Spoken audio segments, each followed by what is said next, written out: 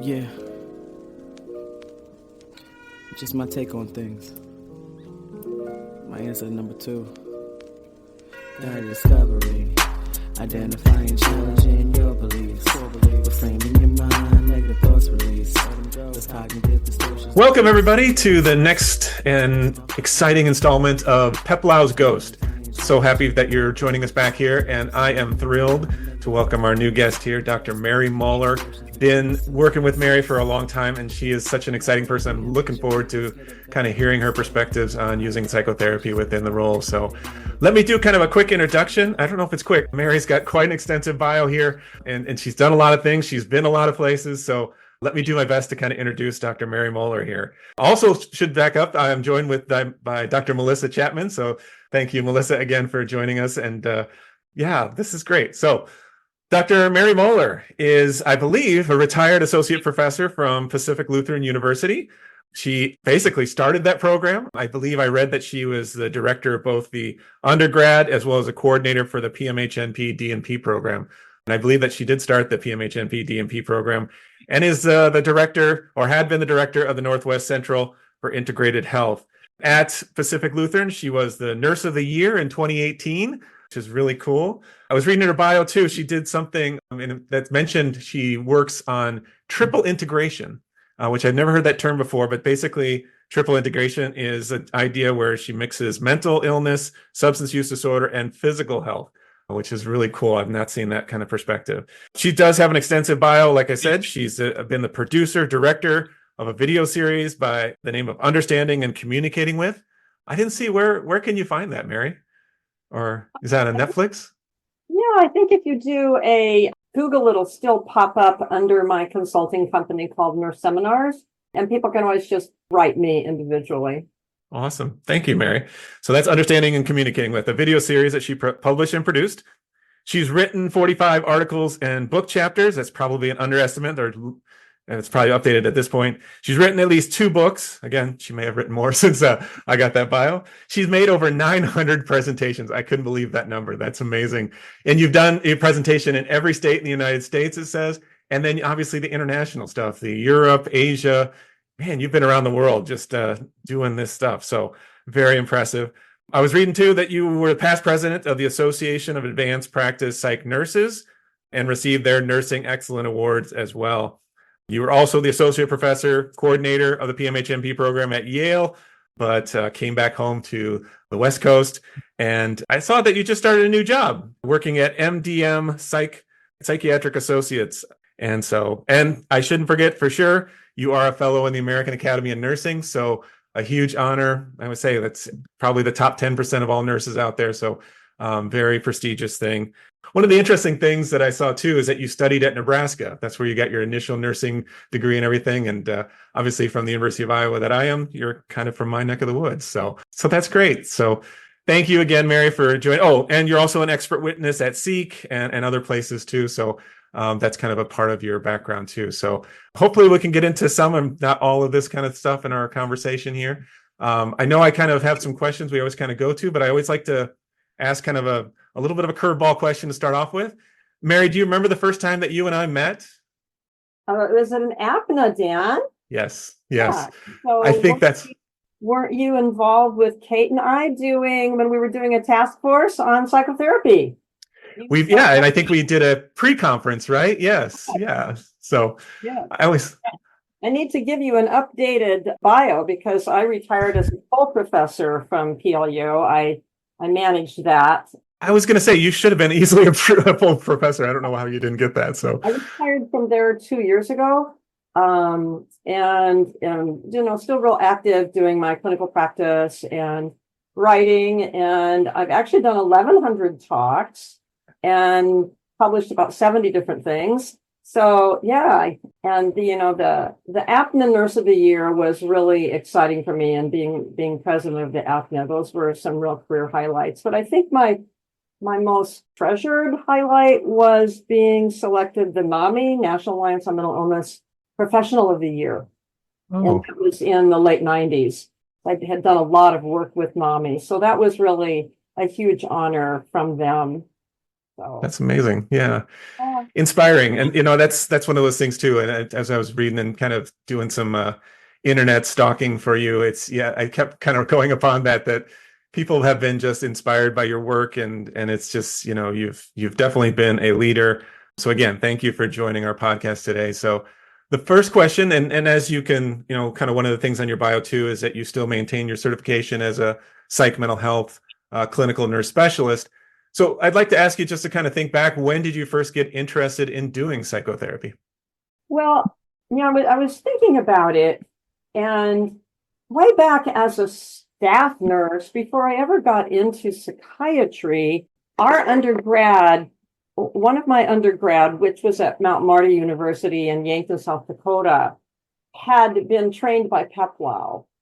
Oh, wow. So in undergrad, of course, that was like, 1967 to 1971. And, her book had only come out, a little more than a decade before.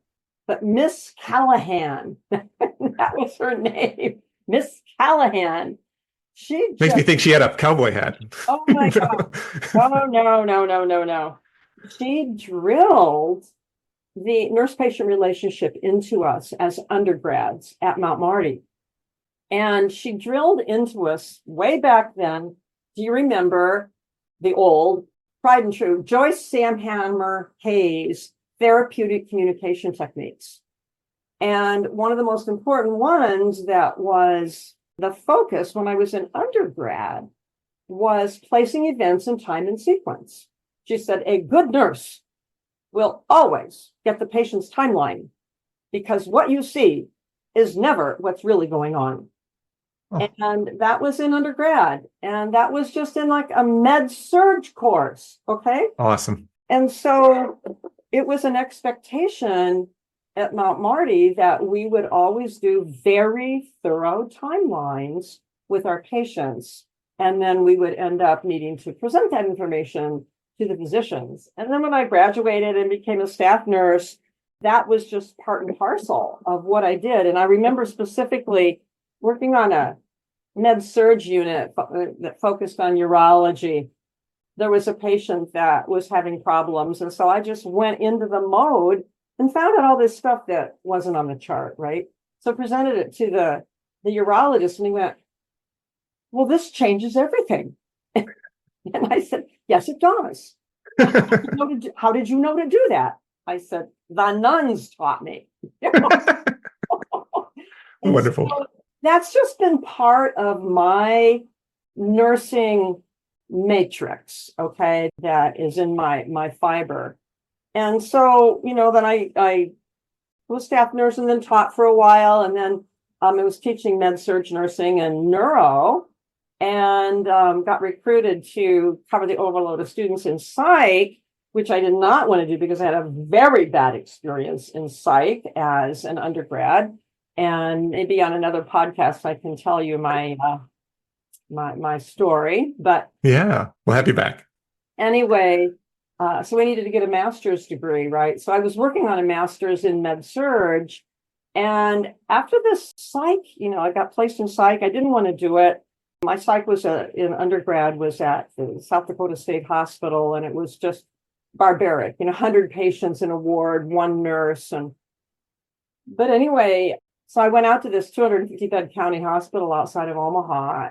I was terrified. I had 13 senior nursing students, and they were each going to have 10 patients apiece. It was a diploma program, right? Yeah. And I didn't know anything. And they put me with a fabulous mentor who'd been director of nurses at a large psych hospital. And she said, Mary, just go take care of the patients. You are a really good nurse. And I went, yes, I am.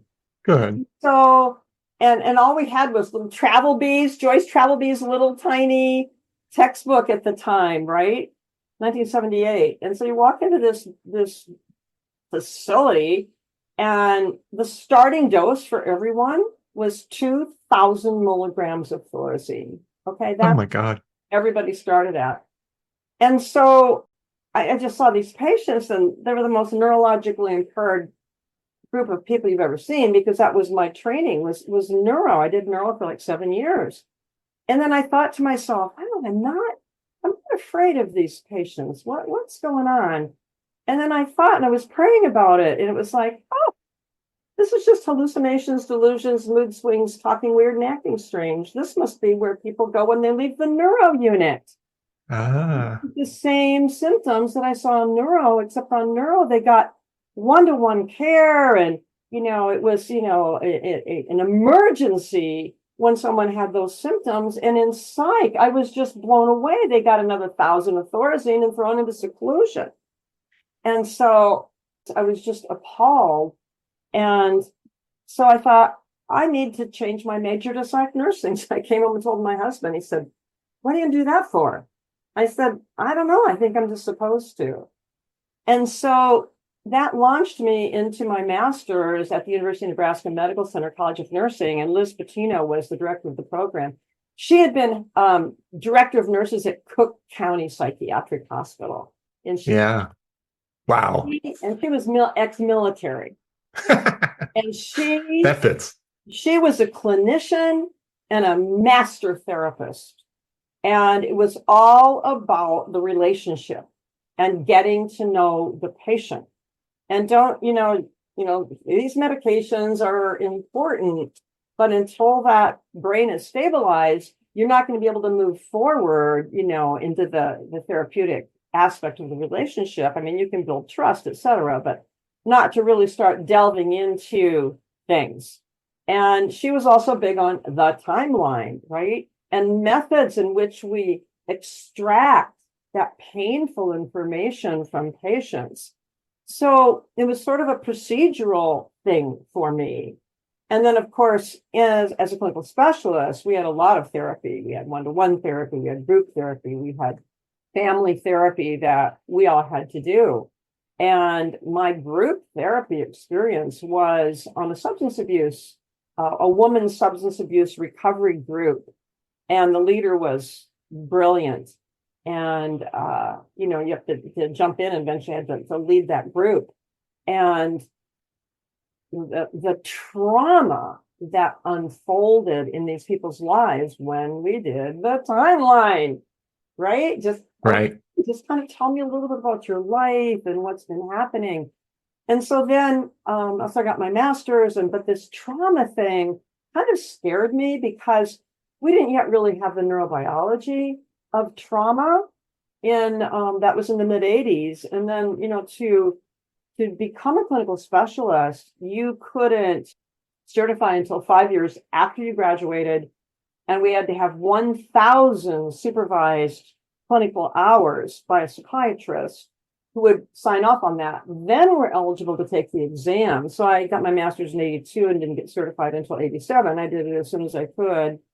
And that was great. And I was doing my psycho-ed work with patients in the community and doing a lot of groups in the community with patients. I had been teaching at head of an undergrad psych program in Nebraska, Midland Lutheran College.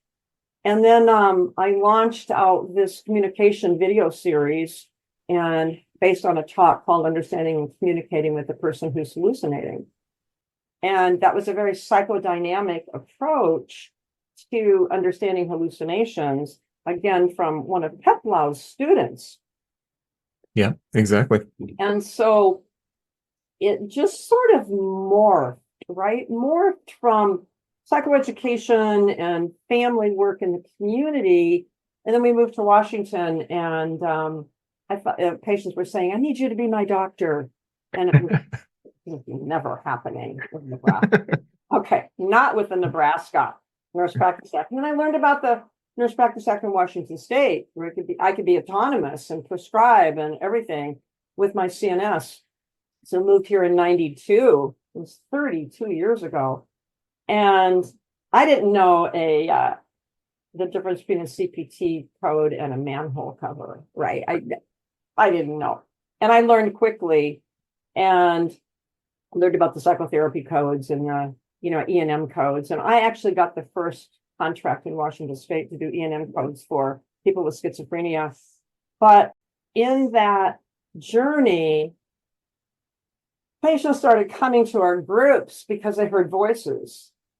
And but they weren't auditory hallucinations. They were auditory flashbacks from trauma. Oh. And I thought, wow, you don't belong in this group. And I mean, they were kind of messing up my group. So I thought, we need to do something about this trauma problem. This is in the early 90s. Well, of course, God answers prayers, right? So Bessel Vanderkoop comes to Seattle and does, 3 days of training, and you had to have a master's degree to even get into his training. And I learned the neurobiology of trauma. And it's like, wow, oh my gosh, it just the scales fell off. And so now it's like, okay, now I can work with these patients. I can help explain what's happening in their nervous system. Then we can begin to pick up the pieces.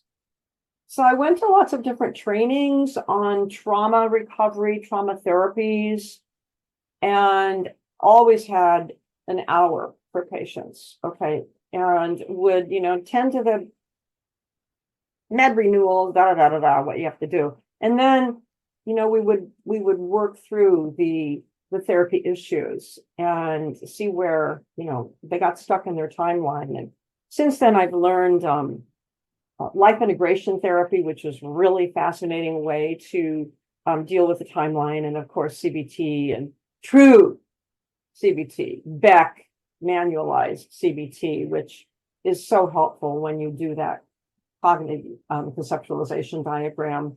So it just is, it's a morphing in the career. Yeah.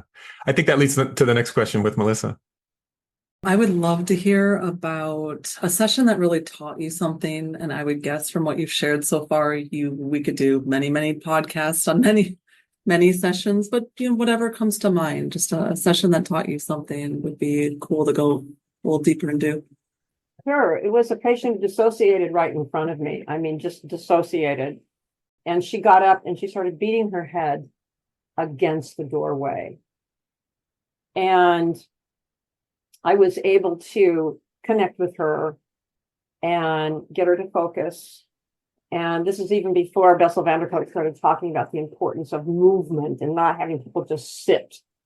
So I took her outside and I got her moving, and we walked and we did our session walking, and she was able to come back and, really present and describe her experience and the power of my voice. And the voice thing, I think we absolutely do not pay enough attention to, Melissa.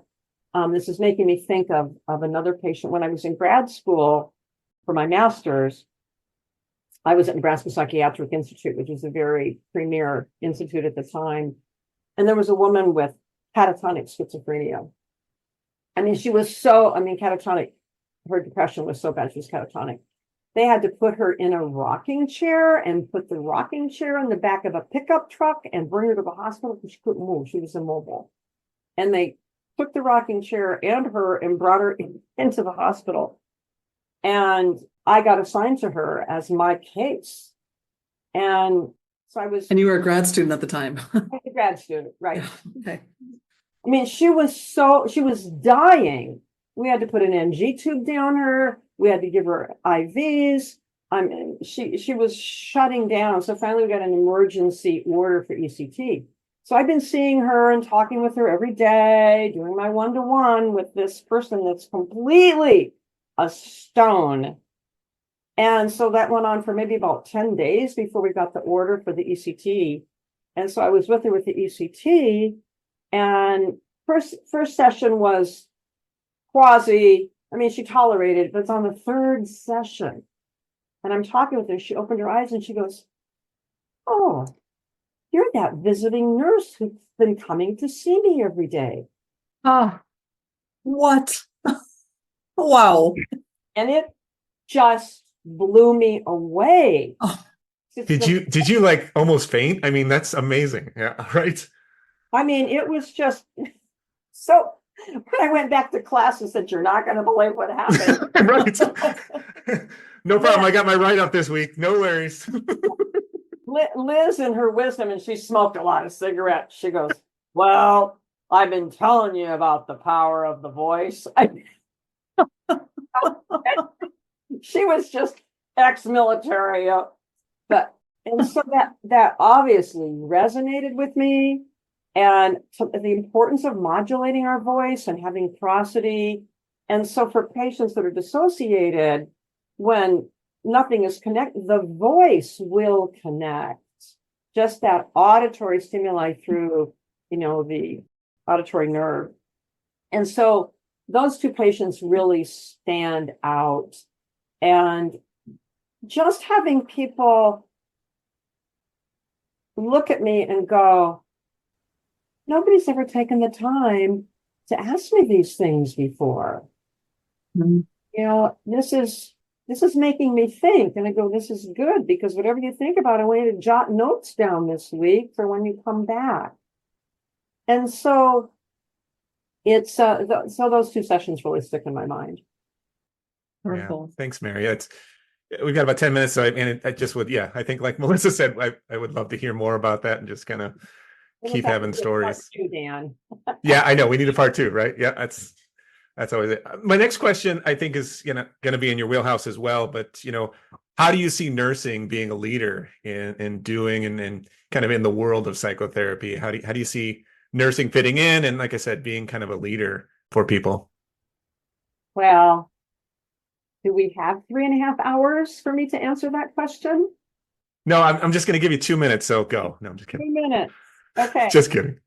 So, advanced practice nursing, particularly those of us in psych who are trained, had better get themselves off their chairs and doing therapy with these med checks and setting limits on these agencies that are saying, oh no, you've got 20 minutes to do this, and 45 minutes for an intake. And the market, as you and I have talked, Dan, before, the market has dictated practice to the point now where our malpractice rates are going up, because particularly a lot of these younger, unexperienced, new grad type psych NPs, they don't know this stuff.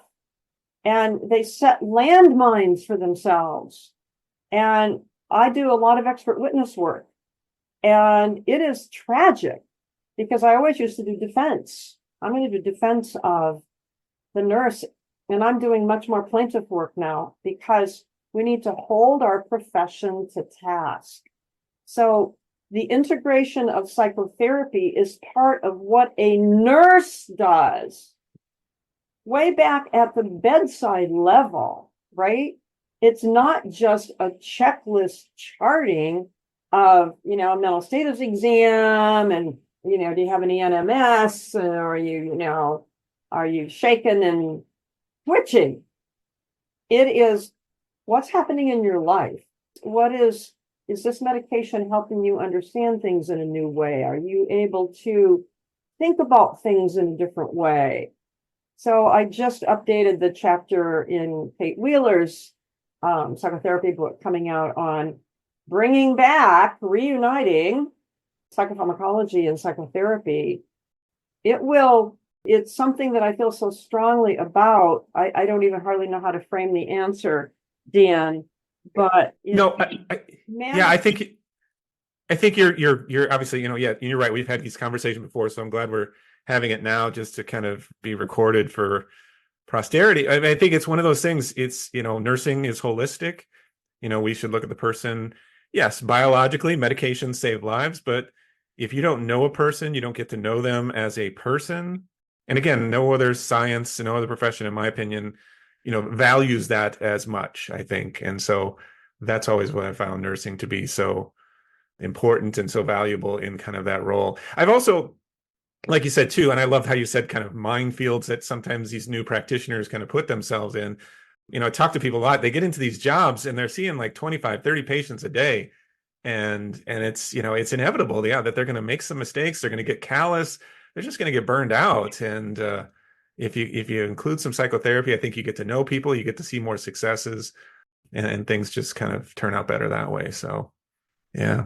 And I don't think that a lot of these new ones coming out of programs really understand how psychotherapeutic just developing the relationship is without thinking, well, I can't do psychotherapy. And it's like, well, let's try to break it down a little bit. So I think we need to do a better job. Yeah. And I think we need to do something maybe at APNA again to help them understand psychotherapy, being psychotherapeutic, and how you can just work that into your conversation. And, part and parcel is put the computer away and sit and look at the person that's sitting across from you, and we're tending more care on the doggone EHR than we are the patient. I know. Yeah. I see people with, keyboards on their laps, talking to patients, or even a laptop. And it just seems like such a barrier to me. But Melissa, I think we'll leave you the last question, if that's all right. Absolutely. What do you see as the future of psychotherapy for PMHNP? Well, that's a perfect dovetail onto the previous question. I believe that without some type of national effort that's very unified on the topic and structurally breaking it down for people to see how they can build the concepts of just maybe even some simple, what are your automatic thoughts? What are your negative thoughts, and how are those driving your behavior? Even some very simple techniques that can be worked into a session. I know that there's been some sessions at the APNA on this, and I don't know about ISPN, but I believe that's what we need to do. But now, granted, it's a select group of people that go to conferences, right? And so somehow we could, maybe turn something like this into a CE program for people. And I'm getting ready to put together an abstract for next year's APNA on expert witness. What's going to happen when your chart goes to court and is looked at by your peers? And I think that that's going to be able to have an influence, hopefully, on stressing the importance of the therapy and the relationship and your therapy note. Yeah. No, I think people would love that. I mean, that's huge. I think people, like you said, that's just brand new information. So thank you for sharing it. I mean, the malpractice insurance for nurse practitioners is going up, and I think that's a signal for us to kind of call out for educators, call out for leaders in the field to kind of make sure that we're addressing that as we can. But I will say too, ISPN, as I am the president-elect, our conference coming up in March here in New Orleans, March 19th through the 22nd, little plug. We are having a pre-conference, and part of our pre-conference is all on psychotherapy. So we're really trying to keep that. And I know there are other psychotherapy sessions that are going on. And I know APNA does the same thing. They maintain some psychotherapy sessions as well. So, and again, I just got an abstract accepted at NOV, the National Organization of Nurse Practitioner Faculty, on psychotherapy education. So it's out there. I think we just, we have to keep that rigor up and make sure that we're doing our due diligence to present, data-driven information to our colleagues as well. But I think there's some qualitative stuff here too. That's that's one of the things. Like I said, it's seeing 30 patients a day is just a recipe for burnout, and you just don't see the successes, and you just fall out of love with this field, which is tragic. I kind of hear about it all the time. I watch the Facebook page, that PMHNP. Have you seen that, Mary, at all, or do you watch that? Yes. It's tragic sometimes. You hear about those stories. I think that it's important to know the history, the timeline. Yes. Okay. The timeline. Here we go. When psychiatry agreed to this concept of split therapy, it was with the psychiatrist supervising the master's prepared clinician and meeting with them. Okay. Because that's all just disappeared, right, with managed care. Right. And there was two really large studies that it's less than 20% therapists talk with the prescriber and vice versa. And so I just worked up a case where there was death, and there was a note that this patient had therapy at the university where the patient was attending classes, but no mention in the nurse practitioner's note anything about that. And so, and tragically it ended in death. That case is going to haunt me because I'm wondering, what was this particular young nurse practitioner's clinical experience like in school? How did the faculty supervise that, if at all? Was she just stuck in the corner of somebody's office and observing for the bulk of the clinical hours? So I just have some, this has gotten to my soul, this expert witness work. And about, okay, there's really strong implications here that we must take a look at.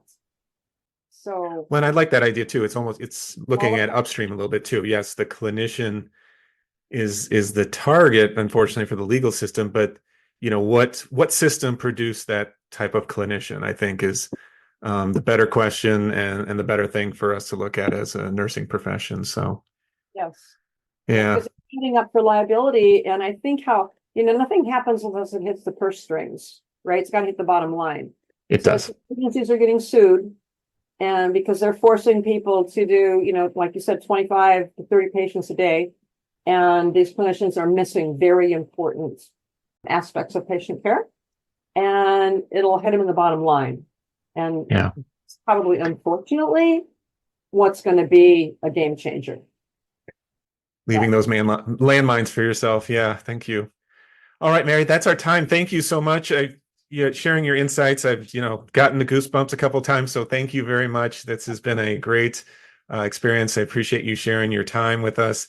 For those of you listening, please like, subscribe, and comment. We'd love to hear from you from all around the world, wherever you're listening to this podcast. So thank you so much, and look forward to our next podcast coming after the Thanksgiving holiday. All right. Look forward to seeing you. Take care. Bye. Thanks, Dan. Bye, Melissa. Personalization, overgeneralization, global labeling, emotional reasoning. Too much thought like this, too much seasoning. They feel it, therefore it's true. Work hard until those thoughts are finally leaving, so you can be you. They feel it, therefore it's true. Work hard until those thoughts are finally leaving, so you can be you. Guided discovery. Identifying, challenging your beliefs. Reframing your mind, negative thoughts release. Let it go. These cognitive distortions decrease until they cease. Yeah, guided discovery. Identifying, challenging your beliefs. Reframing your mind, negative thoughts release. Let it go. These cognitive distortions decrease until they cease.